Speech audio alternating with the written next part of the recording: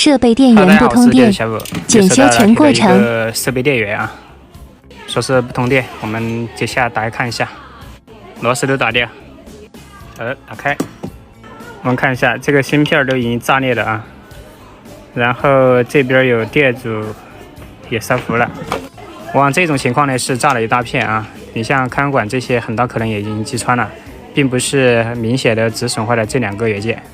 接下来我们要通过理论去一一排查已经损坏的元件。板子已经拆下来，这块板子呢分2部分电源，我们看从这儿分开，这边一个电芯片采用的是 VIP112，这边这个是3845，这是它们各自的变压器，然后整流滤波输出。测量一下这边的看管已经击穿短路，接下来我们把这边明显损坏的元件拆掉，看一下这一路电源是不是好的。看管已经拆掉，用的是 11N90， 也发现了旁边的接缝吸收电容已经爆掉啊，472耐压1000伏的，应该就是这颗电容爆掉导致损坏看管、损坏 IC 的。RCD 接缝吸收电路的电容损坏，我们也要查一下这个 R 和 D， 就是二极管和电容。14二极管已经短路。好的，损坏的元件已经找出拆掉。现在我们来单独上电，测试一下这路电源是否正常。好的，上电，实测电容2端电压，这路是16伏，稳定。再看一下这路，7伏，稳定。好的，按照原参数对应换上损坏的配件。炸掉的接缝吸收电容以前是427 1000伏的，现在更换一颗472 2000伏的。好的，已经全部装好，上个12伏直流，测量输出波形正常，非常稳定啊，波形标准。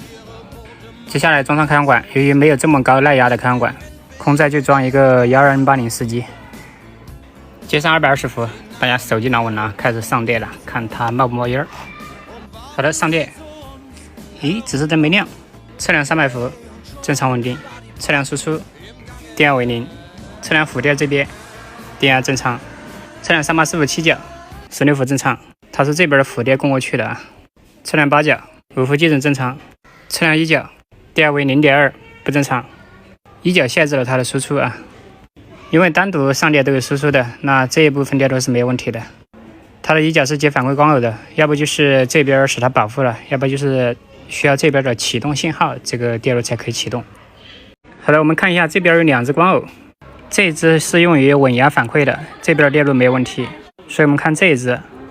经测量上电，这边刚才实测的7伏电压，通过这只电阻到光耦的1角到2角到 D 导通，光耦的3、4角导通，5伏通过这个上大电阻接1角导通到 D， 1角为低电频，所以6角没有输出。整个电源没有输出。我们看这儿有一路控制线到插座这里的，如果这根控制线是一个低电频呢，那这个光耦就不能导通，4、3角就不能导通，那1角就交跟这个反馈稳压光耦控制了，应该就会有电压输出了。接下来我们短路它的1、2角，不让这只光耦的3、4角导通，试一下，一定不能短错了啊！短开机的这只光耦，反馈光耦短接1、2角会炸机，已经短接光耦1、2角。再次上电220伏，看它炸不炸。哎，现在红灯已经点亮，实测输出电压12伏，非常稳定。这里的主输出就是这一路啊，通过电感过来，没问题。好了，这样子我们这块板子就算修复了。接下来把板子更换过的地方清洗干净，等开关道件装上一个大功率的。好了，最后有需要全面系统学习开关电源维修的老铁，左下角小黄车啊有这个全套系统的教程。感谢大家收看。